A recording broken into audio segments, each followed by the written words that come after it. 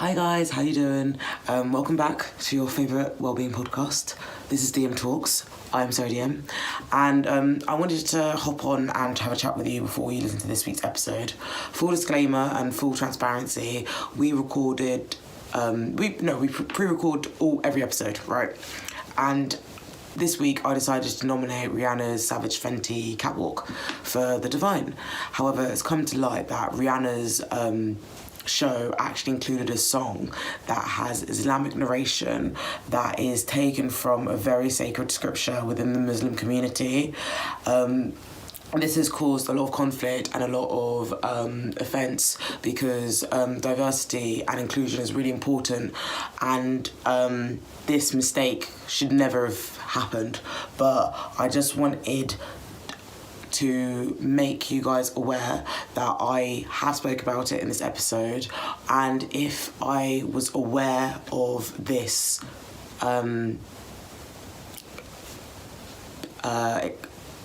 song, I would have also spoken about that in this week's episode, but the news only came to light between recording having the episode recorded to having it out. So we understand if you want to give this episode a miss, but also for those who do, I hope you enjoy it. But I just thought I'd give it a little chat before you do. But I hope you guys have a nice time, and yeah, keep listening.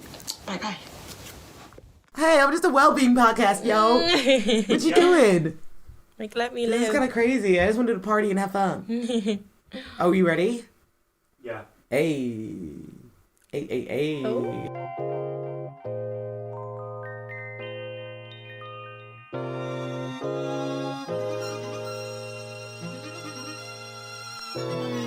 Hello, everyone. Hello. It's Sarah DM. And you're listening to DM Talks. DM Talks. A podcast that aims to promote well-being and assist healing, whether that be physically, mentally or spiritually. Ultimately, we just want to be seen in our entirety. And this podcast hopes to show listeners how multifaceted they are. We're all the centre of our own universe, so why don't we do more to better our own existence? Such a cute intro. I love it. Thank you. I really did put some work and effort into that. I wanted to, explore all the things. You do have to say it like over and over again, so. But like, it's addictive. I kind of like it. It kind of draws me in for what's about to start. Yeah, it makes you think. Exactly. It makes you ponder, It does. Hello everyone. How are we all doing today? How are we? Are we asking me? Are we asking the audience? To be fair, I was asking the audience. I could have been more clear. It's just because you said it and then you looked at me. So yeah, I was I kind of like tried to pull that in, but who cares? I mean, I'm good. Hi everyone, I'm joined with a beautiful guest today. She is stylish. She is baddie. She is a cutie. Yes. It's Taija. Hello. How you doing? I'm good, thank you. I'm good. How's life? Life is good, I feel like at the moment I'm in such a good place. I feel like at the beginning of this year, my life was just a bit chaotic. Everything was going wrong. Mm-hmm. And then, I don't know, like for the world in whole, everything kind of continued to get worse, with the pandemic. But then for me on a personal level, everything just got better. So I'm very good. Oh, that's lovely. No worries. So, The Divine. This is the section of the podcast where we want to highlight a good thing, nominate something that has brought us joy. What has brought you joy, Taija?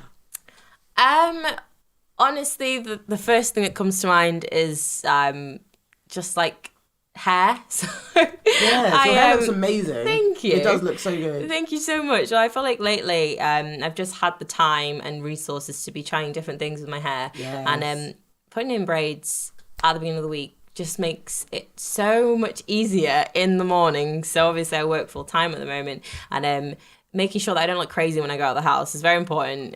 But like having braids that I can just like wake up and do my edges and leave is so easy. And like braid extensions are like £2, so it's it's great. Like, it's sick. Probably hair. It's just simplified my morning routine so much. So, I completely get that. I'm hoping to do a look at the end of this month. Yes. Honestly, I'm always excited for your looks. I feel like your looks are always so awesome. I'm always doing different colours, me. Yes. I just love it. Like I'm currently with blue right now. But yeah, no, hair is such a shout. I've been watching loads of videos recently and it's just made me respect, especially like with black hair as well, the fucking range that we have. The range. Literally, we can do so much. We can do so much. Like, it's actually incredible. Like, literally. Like, one day I'll have, what's it called? Braids. Next day I might have pick and drop. The next day, couple weeks later, I might have a cute literally ponytail. Do you know what I mean? And so it's just like there's so much versatility in really hair, my favorite especially thing. black women's hair. Like, you know, our textured beautifulness, absolutely. and it's making me feel really like grateful for like the ability to change and the ability to like. Do you know what? As well, colors, right? How can I be every single colour now, right? These people colouring their hair, they might have damaged hair after a period of time. Look at me. You're like, you can be blue, you can be green, you can be pink. I can be anything. And your hair is still healthy. Still healthy. Scalp is glowing, you know? Yes, so, shout out hair. I think that's kind of cool how we talked about diversity of hair, because the reason my nomination also showcases diversity, and it's a really good link for our episode today. And that is the Rihanna's Savage Fenty Catwalk. Wow. Can we have a round of applause for it? Amazing, like honestly. I haven't seen it yet, but as I said before, I saw all the pictures and I was just like, this is just amazing. Like, beautiful. Like like so many people are in it. India Moore's in it, Shea Coulee's in it, Demi Moore's in it, Paris Hilton's in it. Everybody's in it. I love that. It's honestly like, that is why Rihanna is Rihanna. Like, she has completely she's changed the game. She is now the blueprint. Do you know what I mean? She's the foundation of catwalks now. Like, what is Victoria's Secret? Literally, like, I know it's almost like embarrassing at this point. It's peak. Like, it's so peak, because like Victoria's Secret used to be good, but because they have like done such like sort of transphobic and like were just very derogatory comments to various different marginalized communities, it's hard to sort of see them as like as strong now, absolutely. Because you've got Rihanna. I feel like you go to a Victoria's Secret show and everyone would be sat there in the audience kind of like, what are they doing? Like, there's no diversity. It's just not the same. Like, as you said, Rihanna's kind of set this standard that now if you want to be the best cat, you're going to have to live up to it. No, you have to. And I think we're seeing so many different women and men and in so many different sizes, so many different races. Like, they were so confident. Every single person that was involved with that show, their style was accentuated. Their beauty was portrayed loudly. Yeah, like, it wasn't trying to change them to fit this like mold. Yeah, this mold. It was ideal. Embracing and like glorifying what they already had. Yeah, so. And I think it's just really like interesting how well, not even interesting. I don't want to say interesting. It's just, it was beautiful. Yeah. Paris Giobo, I think that's how you pronounce her last name, please. She was the choreographer for the past catwalks, for the past Savage Fenty catwalks. Right. And honestly, she's incredible. Her dancing, it's literally a dance show, then the models, and then some music acts. That is literally it. And then Rihanna does the last bit around the town. I love it. It sounds like a little party. It is a party. I can't believe I still haven't seen it. It's crazy. I was speechless. I had adrenaline watching it. Like, I literally was like, oh my God, I need to be in this show. I need to be in this show. Like, it was honestly beautiful, but yeah, no, it was amazing.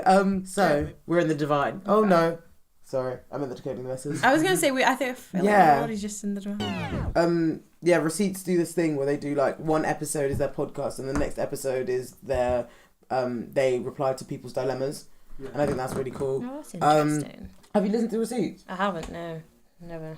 But that's the best podcast. Like, honestly, people email in, they'll be like, my boyfriend's mum from shitting the bath. Or like some crazy shit like that. Or like, I woke up in bed with my boyfriend's op. Like, do you know what I mean? Like, it's crazy. It's so entertaining. Oh my Lord. Every Wednesday, listen to it. It's so... What is that on? Spotify. Oh, it's so funny. Like, it's so funny. Like, yeah, it's the best. It's like, that sounds funny. I'd say with podcasting in the UK, they're like the top. Like, they've been on billboards and stuff. Do you know what I mean? Do you say it's called Receipts? Yeah, the Receipts podcast. They're fucking hilarious. Okay. Amazing. Let's take it to the next segment, which is Decoding the Messes. And this is a segment which involves packing on something that we consider mess. In this week's episode, we are talking about all things representation. And I think it is interesting as we look at Rihanna's show, what it should be. That's the standard now if you want to be in a catwalk. Like, I'm sorry, that is literally like, there's no one better than Savage Fenty's catwalk. And I just want to see how that sort of has trickled in or hasn't trickled into other parts of society.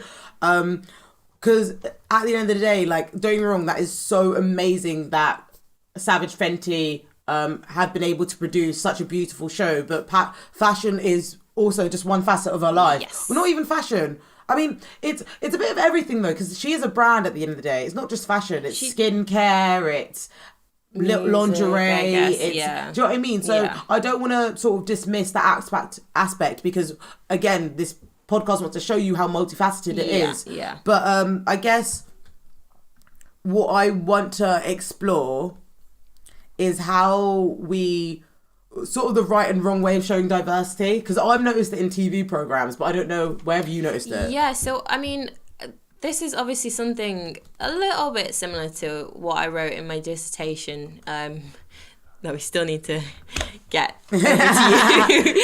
I feel like, so something I was exploring was the idea of like representation and like kind of, I don't want to say, but like air quote, what's good representation and what's bad representation, particularly of people of colour. And something that you might notice quite a bit is that people of colour and their storylines in TV shows are often created by white people. And so it's not really, they're never really authentic, three-dimensional characters. It just, how do I say this? It's just a narrative that is... It's not authentic because it's being created. It's being... They're like attempting to create authentic characters. Therefore, it doesn't... But then also, like, I think, let's say if we look at the narrative of, like, the sassy black woman in TV, it's like, black women could be sassy, but they could also be vulnerable. They could also be this. They could also be that. Things. So it's the fact that they encourage or enlarge this one narrative so it's louder, so it can be seen more, identified. Like, I can identify it quicker. I can notice it quicker, and therefore that's going to show my story. Yeah. There are, like, meta-narratives that are continued throughout, like, lots of different... It's like a bit of a shorthand that are in so many different shows, and then you immediately see the black funny girl or the black like sassy girl, and exactly, and you know, oh, that's what this character is going to be. And that's the thing, it just makes people of colour seem so two-dimensional, and it's just not. It's not what we are. We're real people. Exactly, we're multifaceted. Exactly. Baby. Like, I think one program that I've noticed... Well, actually, let me talk about this, right? So, we're talking about TV, but you could also argue that it's contemporary to the times, right? Because, like, I spoke to you about this with Modern Family, right? Mm-hmm. So, Modern Family was probably... It probably originally got praise because it was a diverse cast. Like, it's a show, if you guys don't know of it, it's like a sitcom in America. Like, it's on Netflix if you want to watch. And basically...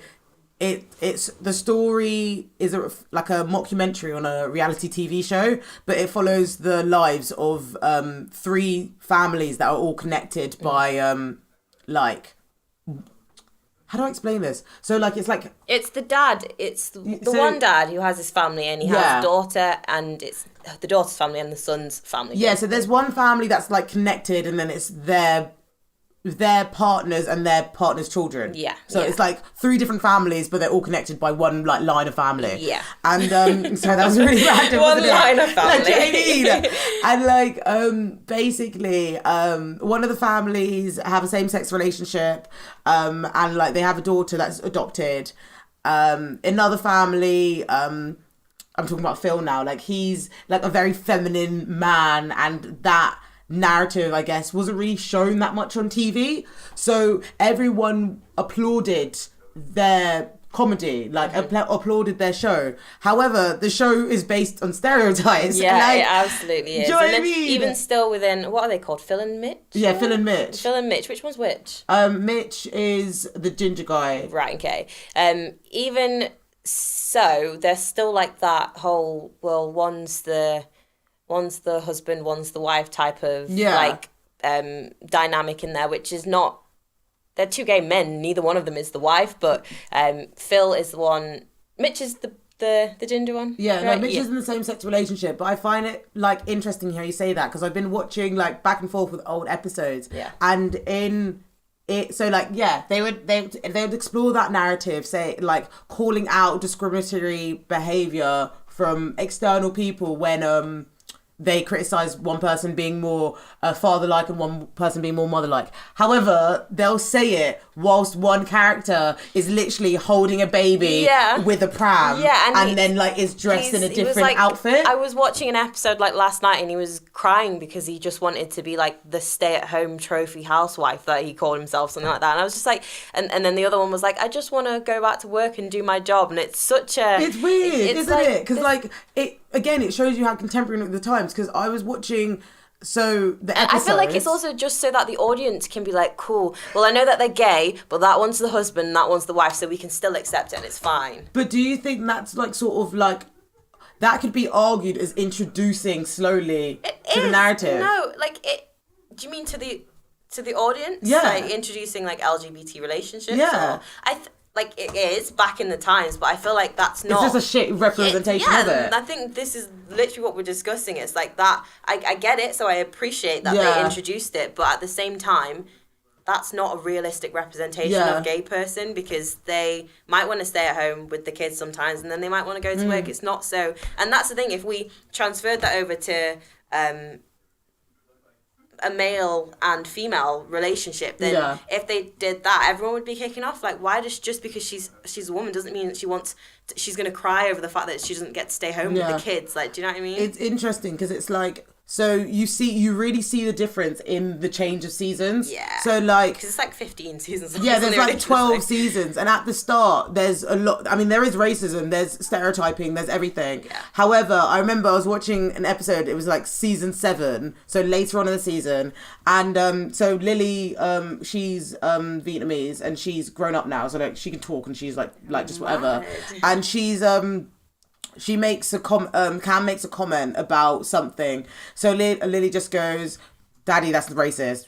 Do you know what I mean? And like, even calling, it was like she was able to call him out, but how much of the sort of aftermath is shown also in the representation? Like, is it like, oh, I called you out and now I'm done with it? Or is it like I call you out, let's explore why this was wrong? Yeah. But then again, as a bloody 8-year-old, how do you have that language? Yeah.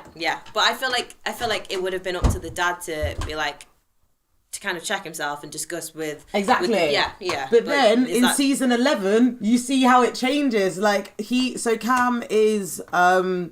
a like gay man, but he also is the captain of a football team, right? I've no idea. I'm like still in season 1. Oh no, I've watched so many episodes. And he's the captain of a football team, and he is criticizing locker room talk, but also in a way that some locker room talk. Oh, it's weird. I don't want to say that. He's criticizing in a way that like, you can't speak like this and you shouldn't hurt others, but also talking about this sensitivity issue. And it's really interesting how he was chosen to explore those narratives, because it was like someone from a marginalized community has also obviously the insight to explore this, but also that means that they have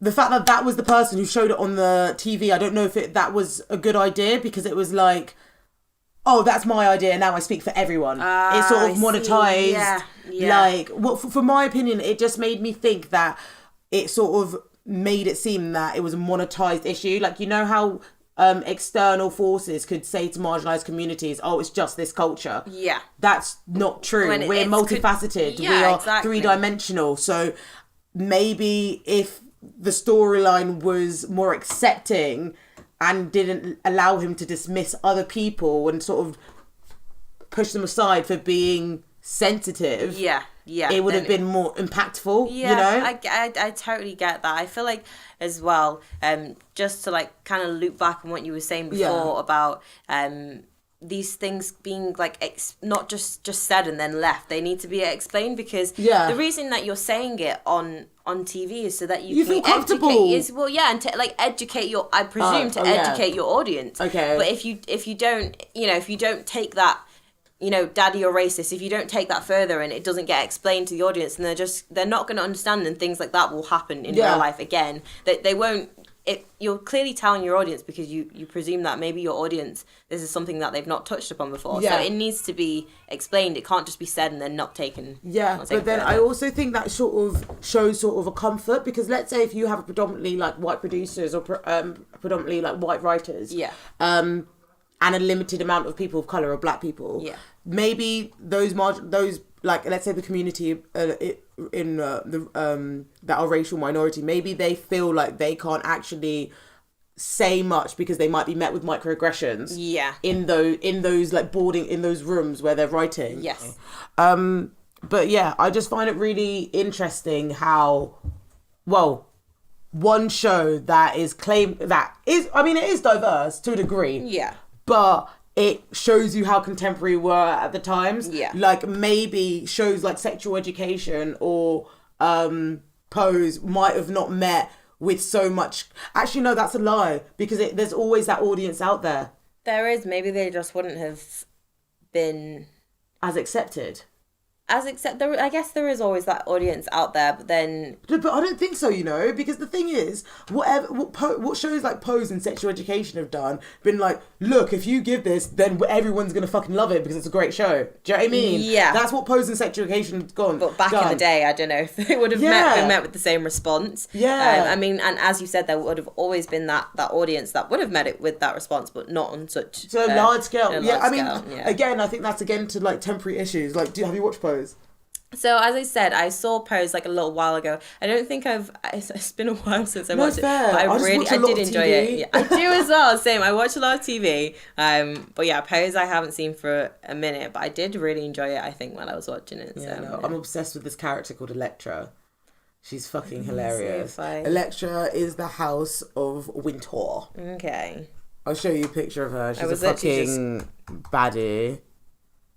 Electra Abundance. Like, honestly, I'm obsessed with her. She just has so many looks. I love Electra. The way that she reads people for filth is fucking, like, honestly, it actually, like, it's so entertaining to watch. I'm like, Electra, no. Please. Like, she's definitely a fire sign. 100%. Yeah. No, I think, I remember when was she the one that, like, broke everyone out of prison or something like that?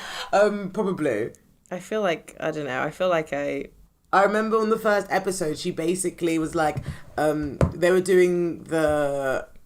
walking the runway, what's the word?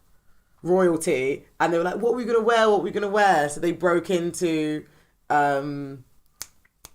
like in a museum and just stole everything. Oh, I remember. And then they did the walk and they fucking slayed it. And the police came and they were just like... Yes. And I was just like, oh my God, honestly, if anybody hasn't watched Pose yet, watch it. It's honestly one of the best shows that I've ever watched. I just love learning all like about like the ballroom scene and stuff like that. It's incredible. Yeah. It's incredible. Have you seen Paris is Burning? Yes. Yeah, it's amazing documentary.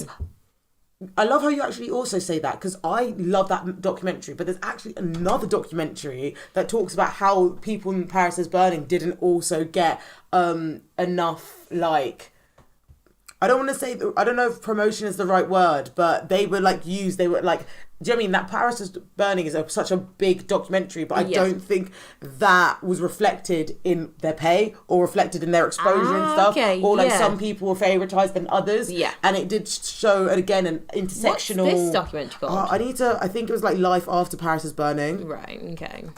I would love to watch it. No, for sure. Life After Paris is Burning. I want to see if I can find it. But in relation to like shows that you think are good for representation, what do you think is?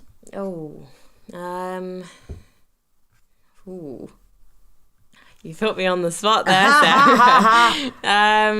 I feel like I'd have to like scroll through Netflix or something.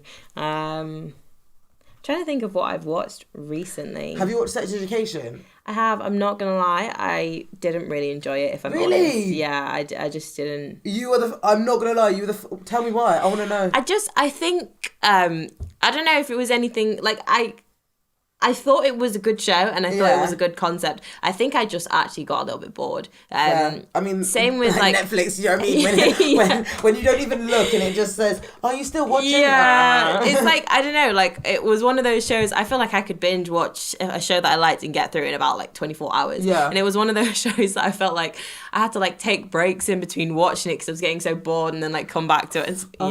Fair. I'm shocked by that. I loved Sex Education. I think you and like the majority of the world, to be fair. So everyone's like, I loved it, and I'm like, to be fair, like I do love it for Eric.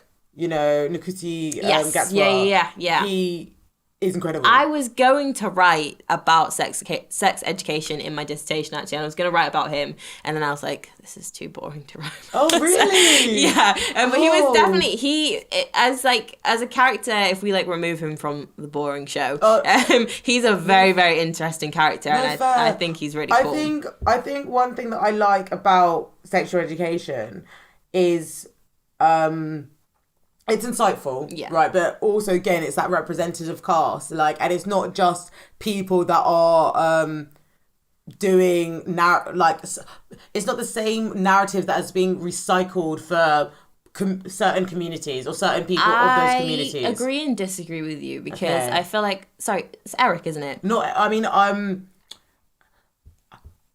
I wasn't just talking about Eric just now, but yeah. Well, I was just about to say, so something I considered with Eric in Sex Education is that I feel like they did a good and a bad job of portraying him as a three-dimensional character. Okay. So they obviously, at the beginning, he's kind of like the comedic relief character. He's funny. He's that which is a stereotype of black men often. But then obviously, you know, you add the fact that he's then like a gay character, which is great. And they show him, I think, as a bit more of a three-dimensional character through like him having like his own kind of story to do with that, and like you know, like the story of his family coming to like accept like who he is and stuff. But then I don't know, for example, you go to his house and there's the stereotype of like black people having like loads and loads of kids, and there's like all of his like 16 siblings, and like his dad is like the stoic like angry black man that like doesn't accept gay people. And then to be fair, afterwards, like further in... Yeah, I cried on that last episode when they hugged and he was wearing the gillo. Yeah. I was so crying. there is that. So it does, I guess, subvert it a little bit, but he's still very much like... It's like, I guess I'll accept you. You are my son type of thing. But like, you know, you didn't need to portray the father as that from the start. Like, I guess it does help the storyline, but... Can't we have different storylines? Couldn't we have a storyline where he was completely accepted by his family, and maybe there was like a different issue that like he struggled with? Do you know what I mean? Like, because that I guess that is, I don't know. I like the fact that I'm hearing your opinion, and I like the fact that like it's different to mine, because now it makes me question of, oh, maybe this wasn't right, maybe that wasn't right. I think with Eric, I did. It's weird. I'm assuming you didn't watch season 2 then? No, because you found boring. No fair. So like with season 1, I don't know if he has like if you know if it changes throughout the show. I mean, it does. Okay. But like in season 1, one thing that I guess I disagree with you with is like he had already come out. He'd already come out. Maybe it wasn't his. Maybe his parents wasn't as his father wasn't as accepting from the jump, but seeing his transparency might have made other black queer people feel comfort, because it's like I'm not alone, especially navigating like the way that they sort of brought in the church and brought in I guess community and black culture. I think we were able to see, like, let's say all the white people that watched that show, they were able to also learn that. Do you know what I mean? Yeah. But also, like I do remember there was this one line, and it was really, really, it really, really like just shook me. So well, spoiler alert if you haven't watched the show, but basically he got attacked on a night out because he was dressing more feminine presenting. Yeah. And he come home and he'd been distraught. And yes, you want to be met with comfort and nurture, but the dad was like, oh, if you wanna, if this is the life that you are, then you need to be more brave. Yeah. And like that was really shaking, because it's like yes and no. It's like I shouldn't have to feel brave exploring my sexuality or wearing clothes that that like don't relate to gender. Do you know what I mean? Like, I remember I should the just scene. explore that. Yeah. But also it was like very you shouldn't. insightful. You Do should know what like. I I mean? think in this current world, which is to be fair, changing quite a bit. Yeah. Still a little bit. You kind of will have to, but it shouldn't. Yeah. It shouldn't be like that. Like you might have to, but it shouldn't be like that. Yeah. And like I think that's why I guess it's weird. Like now that you said that, it kind of makes me think that season 1 was the base and season 2 is the. That is very possible. Do you know what I mean? It's like Maybe. they could have. Yeah, it's like for sure. That's the thing. It's like I can't say because You haven't watched. I haven't. Watched the I'm whole happy thing, that you but... also were met. Because the thing is, you're like actor. But like, do you know what I mean? and I was also going to say like a season, like fair play, but a season is a very, very long time to like kind of like explore. Yeah, exactly. Because do you know what actually prompted me to think of this discussion? You know, I forgot what's the guy's name. There's this he's also another black character. He's in the same show. In the same show, he fancies Maeve. Is he the? No, he's going out with Maeve. Jason. No. Yeah, the athlete. Yeah, the athlete. Yeah. So he actually came into my mind first off when I was discussing this narrative exchange. Okay. In the second season, you're able to see his character explore his relationship with pressure and control and mental health, and that vulnerability within black men isn't portrayed. Yeah. So the way that they handled that in a relation that was athletes, like we are aware of the pressure of young athletes, like if it's not our friend, it's our cousin. If it's not our cousin, it's someone we were at school with. Yeah. And the fact that it wasn't obviously everything in life is racialized, but it wasn't about race then. Yeah. Do you know what I mean? Yeah. It was just this black boy who was dealing with anxiety and his control and all of these other factors. He was just being it. He wasn't. It wasn't a narrative that was necessary. I guess couldn't he have been a mathematician? True. Like, do you know what I mean? I feel like. But there are, I guess, because that's the thing. Because it's a limited cast and because there's only certain members, it's like, oh, they want maybe to do one person from one. One click. Why couldn't you know? Why couldn't I don't know what the actor is called, but that's gonna annoy me. I'm gonna get it. Why couldn't he have been the main character? Yeah, true. Do you know what I mean? Yeah, like, why couldn't he? They've literally switched out the two actors for the different. I mean, obviously, yeah. Is he called like Azza? He's obviously like well known in his own right, so fair enough. They put him as the lead. But do you know what I mean? He's been in bare shit. He's been in Fenty Boy. He's been. I was looking at his fucking IMDb. I was like, raw boy. Like, what? He's a very good actor as well. Oh, so his name's Jackson, the person that I'm talking about. Yeah, why?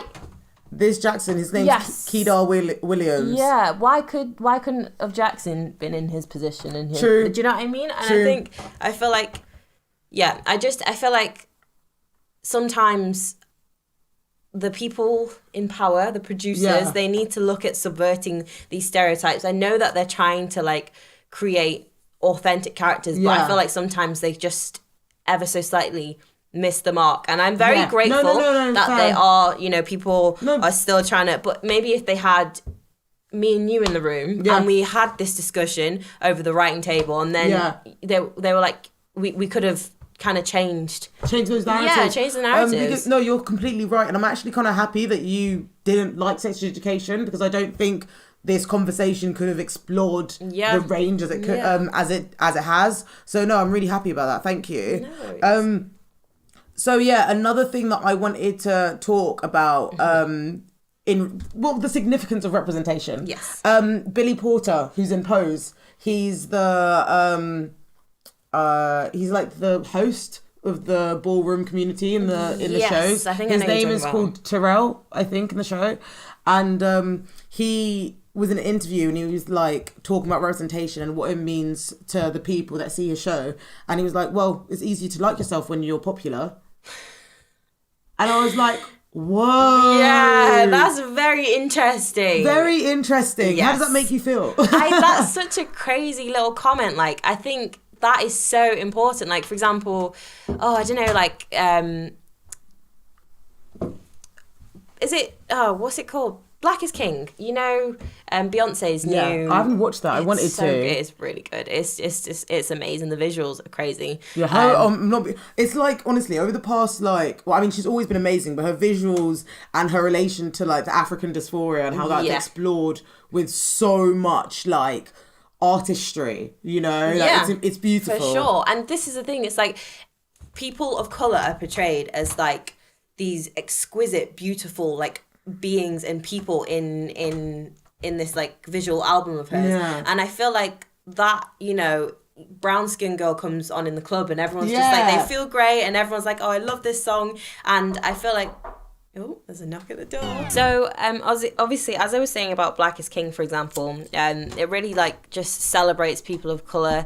It makes, you know, like, watching it, you feel good. It makes you feel beautiful. It makes you feel, like, important. It makes you feel significant.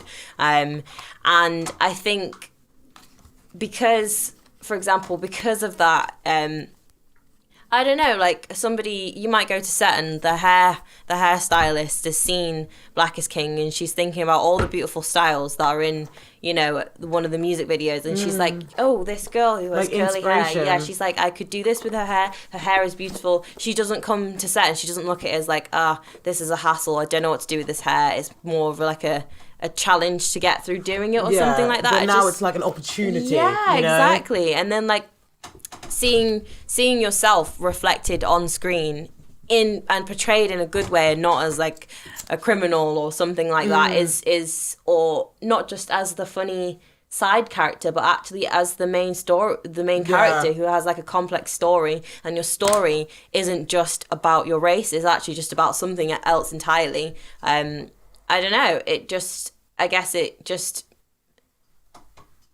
what's the word,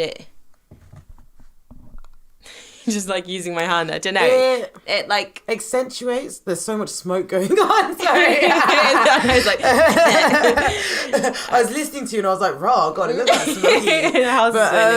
No, I know what you mean. It's sort of like it just confirms, like, you do you know what I mean? It's assurance, but in a different way. It's like, I know who I am, but now, like, it's easy to, you can be what you see, you know, and you can also see what you be, and it confirms that cycle of self-assurance, but also of how I bring myself into the world. Exactly. Which it's like, I think is really cool. I can see that other people that look like me are the main character. I can be the main character, and my story doesn't just have to be about my race or about my hair. It could be about something completely different. Exactly. Like, this is another thing I think is a problem with representations of people of colour at the moment. I think it's getting better, but often if they are the main character, it will be their character will hold like a message of significance surrounding them and their race, and it's like, why can't it just be about something completely different? So, for example, I'm watching it's like I think it's a web series at the moment, but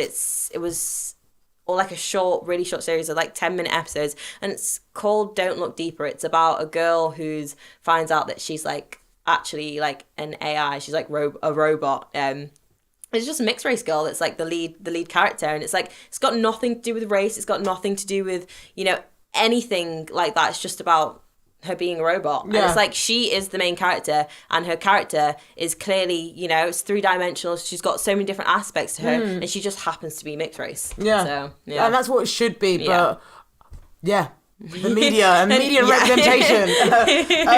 But it's, we need to definitely work on it. No, I think this is a beautiful time to bring it to Tarot Talks. Yes. And I think in the spirit of representation and sort of like self-actualization, I wanted to do like a past, present and future reading. Okay. Sort of talking about what representation means for us in the future, but also giving us sort of clarity of how we can use ourselves as the directing force. Do you know what I mean? We are in charge of our own lives. Yes, absolutely. And I think that's what I've also noticed in this conversation today, whether it's we're talking about sex education or we're talking about being in those boardrooms. It's like, how are we going to use what we've learned to excel? Yes. And actually with loudly, like Rihanna did it. Yeah. So I'm just going to shuffle these cards. This is so exciting. Yeah, no, it is pretty exciting. I really like... Ooh, okay. Yeah, I've never really done a proper reading before, so... I'm going to ask you to shuffle those a little bit as well. God, that's a bad idea. Everybody knows I can't shuffle. Don't worry. I don't think many people, most of my guests, they've been like, oh, I can't shuffle. But it's not really about that. It's more about like getting your energy on the cards. Yeah. Because like we're doing a general intuitive reading. I want to give insight into the collective. Yeah. I want to give a shared insight. It's general. Whatever relates to you will relate to you. And that's how I'm trying to push Tarot Talks, you know. Well, my energy will be all over these cards. I'm happy about that. If I have COVID, it will be all over it as well. Oh my goodness, don't say that. Yeah, let's not put that into the universe. Yes, no. Okay, there you go. Thank you. No worries. Right. So I'm gonna maybe ask you to split them into 3 here, and then I'm gonna put them near the camera so they can be seen. So if I could ask you to put them into like 3 piles, and they will be past, present, and future. Amazing. Should we pop them over there? Could you pick out one card from this end? Like, just pick one. Ooh. So when I'm gonna leave the card here, but when they come reversed as well, it also means something different. Okay. So you don't have to reverse them. Amazing. So we got the Fool. This Fool was upside down, but you were drawn to take it up the other way. So it makes me think I'm gonna sort of like leave it in the middle. Okay. You know. So the Fool is all to do about taking risks, being the beginner, and also pushing yourself. It's basically the number 0 in tarot, and that's really important because it can be anywhere in the major arcana. We have to be the Fool in some aspects of our lives to start again. It's sort of like returning back to the source, returning back to our youthful optimism, or like this energy that's very like risk taking, but they're just going to go with it. They're packed. They've got their not baggage. They've got their luggage with them because they're ready to go. They're ready to proceed. They know that danger might be apparent. However, they are comfortable with the journey because they know that's what's going to need to be taken to get them to their destination. Okay. And because you got the Fool is in the past, it's very affirming because it's like, well, I have to start new, don't I? I need to move again. You've got different elements in the card, and that's like fire, earth, water, air. All of this is sort of suggesting that everything is apparent, but you're able to sort of move in the direction of with confidence, with action, with optimism, because there's a sun beaming bright, but also with a determination. Do you know what I mean? Like, you're not going to be fret by small, I don't want to say small, but like the obstacles that are on your way, because you know that they're going to be needed to provide. Okay. It's like, if you see mountains, it suggests that there's peaks on the journey, but it's like, okay, there's peaks, but you're going to go over them or you're going to go around them, aren't you? Yeah. You're not going to be consumed by them, that they bog you down. Yeah. So because you got the past, I'm just going to move this card right here. And now, could you pass me a second card from the second pile? Ooh, I keep on getting this card. Oh my God, I'm going to take both of these out. Okay. Okay, I got both of these cards last week. Mad. Okay, and they were both upside down. Rex, can you take the last card as well? Yes. Oh, okay, cool. I'm like, I have no idea what any of this means. Yeah, sorry, I'm going to move this tiny bit out of the way so then you can have a little Pop see. them over there. Yeah. So, for the second pile, we've got 2 cards, and they're both number 9. And that means that we're coming to an end of the cycle. To be fair, I think it's actually a drag on me because it's like, I got both those cards last week. Do you know what I mean? And It's like Sarah. exactly. When you see 2 9s, it's basically suggests you're coming to an end of the cycle, but you need to like sort of tie up loose ends before you have successful manifestation or successful completion. You've got fire and earth together, and fire is represented by your wands and your energy, and earth is represented by your pentacles and what you planted to the earth and how it sort of comes into fruition. Okay.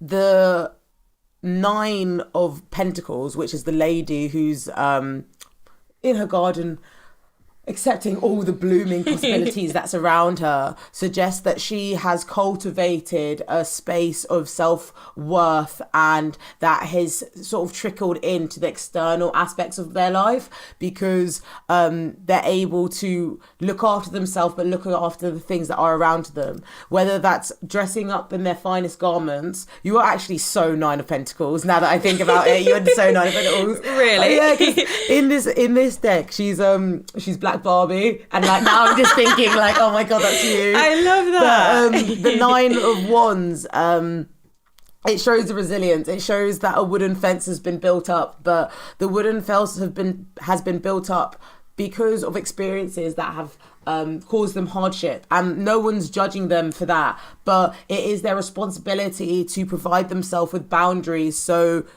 oh my goodness. Sorry, this reading has just got into my head. Wow, What? wait, no, sorry.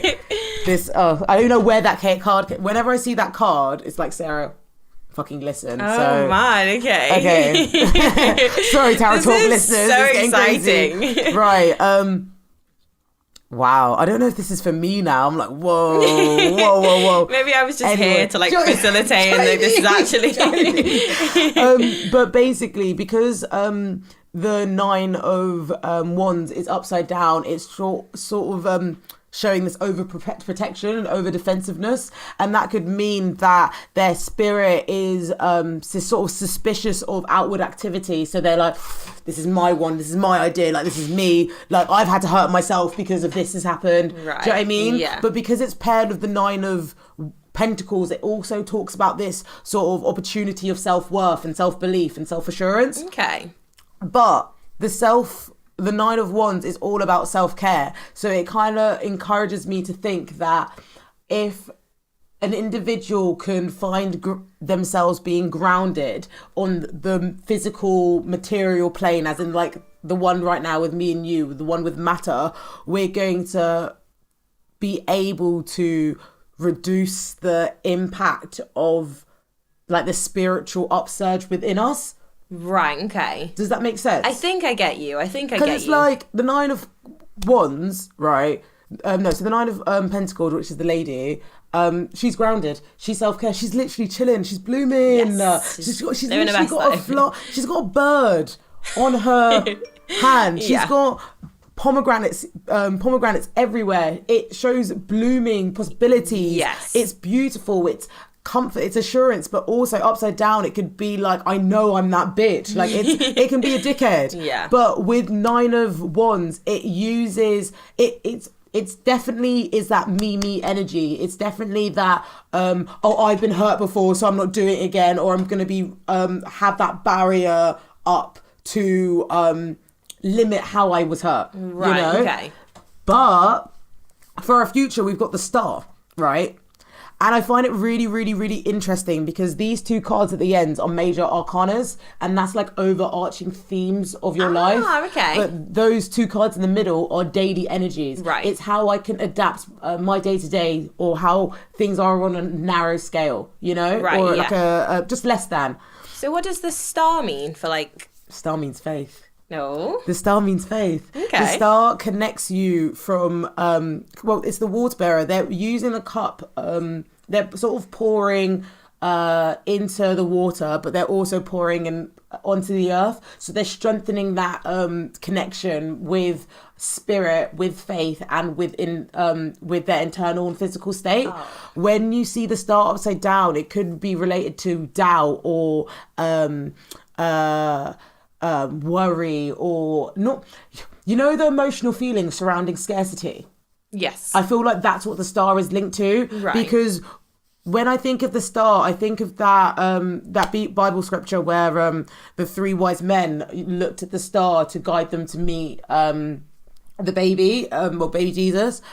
But that star is wisdom. That star was hope. That star was a lifeline that made them move, And when you can't find, let's say, you have to do your own thing to sort of reignite that star in you. You need to do your own thing to like replenish that hope and refill it with love and pour it out again. Because if you don't have that for yourself, then you don't have much. Yeah. And you don't, as we get older, we realize that holding on to hope was easier as a child, right? But and it's I harder feel like now you have to do the work to make sure that you actually have that hope to, We've got the Seven of Swords. Oh no. The Seven of Swords talks about conflict. The Seven of Swords talks about calculation. When you look at swords, it's all to do with your mental realm, and it's to do with calculation, lying.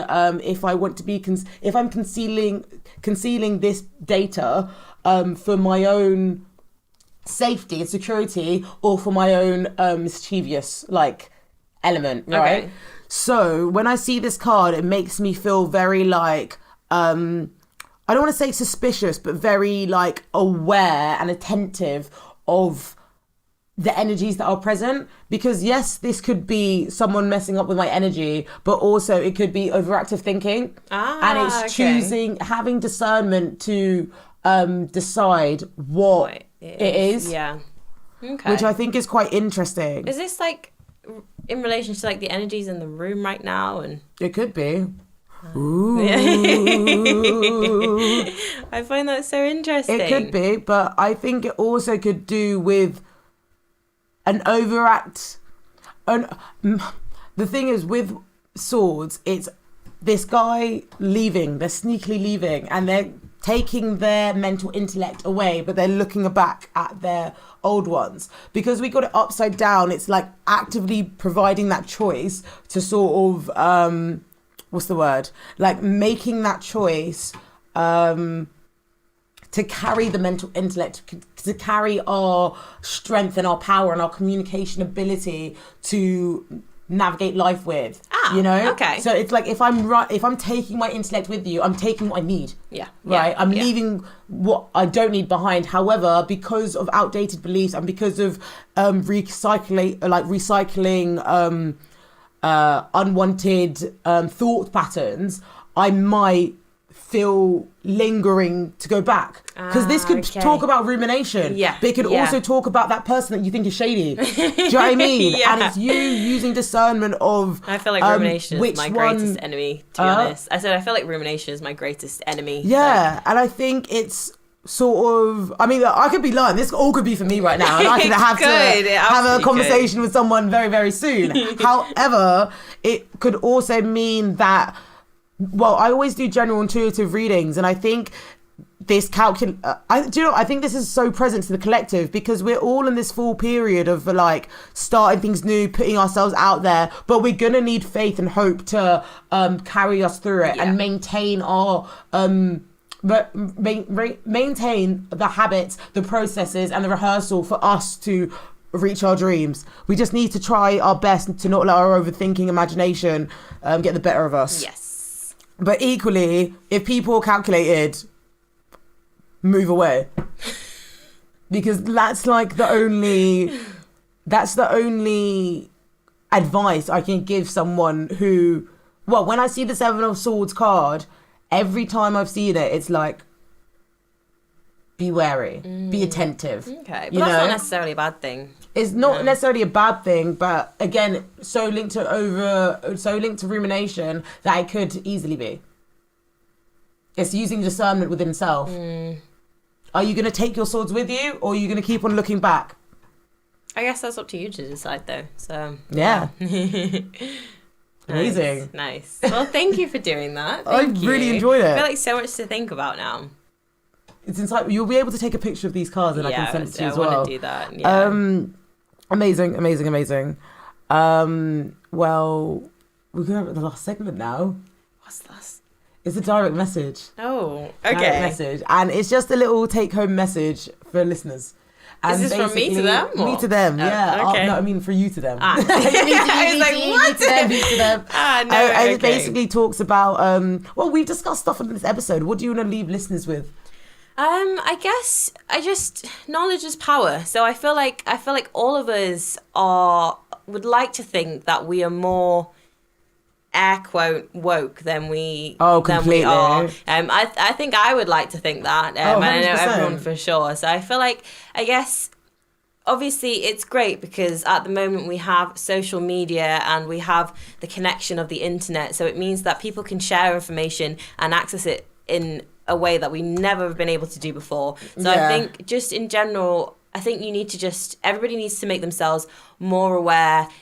People need to do more research and they need to be like open to listening, especially, in relation to the topic we've been speaking to about today, just to people of colour and their stories and the stuff that they have to say.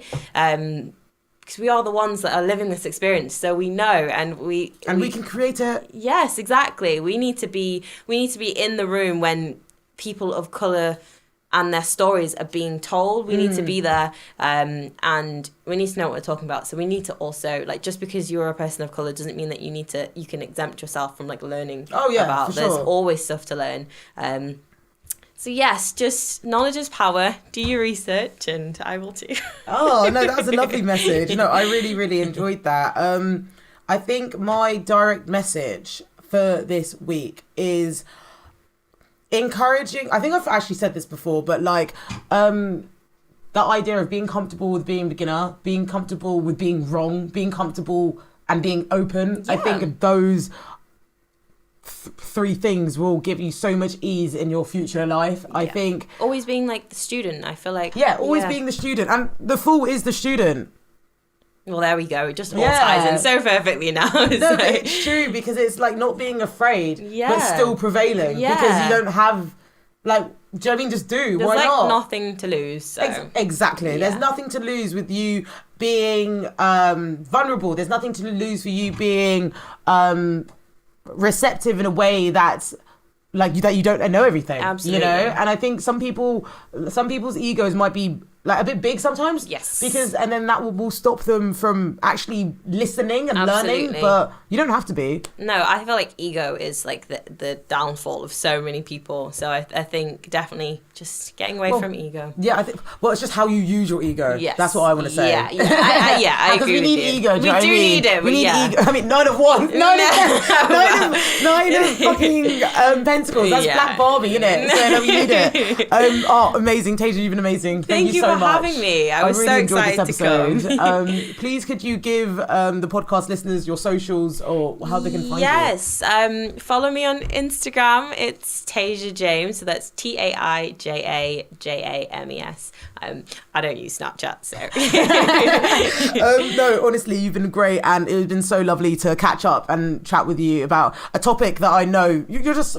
I mean, you're an actor, you've been in talent, you do all these kind of things. So it's just super interesting, and I'm sure I'm going to have you back at some point. Yes, this has I been would great. love to come back. Thank you for having me, But Sarah. honestly, thank you so much. Thanks, guys, for listening. I've been Sarah DM. You can follow us on DM Talks on Instagram. We're on Apple Podcasts. That's amazing. Sick. That's I know. crazy. We smashed it. We're now on Apple Podcasts. So make sure you're following, sharing, give us them reviews. We want them. But you can also find episodes on Spotify and Anchor. I've been Sarah, and this has been great. So thanks guys. I shall see you next week. Bye. Bye.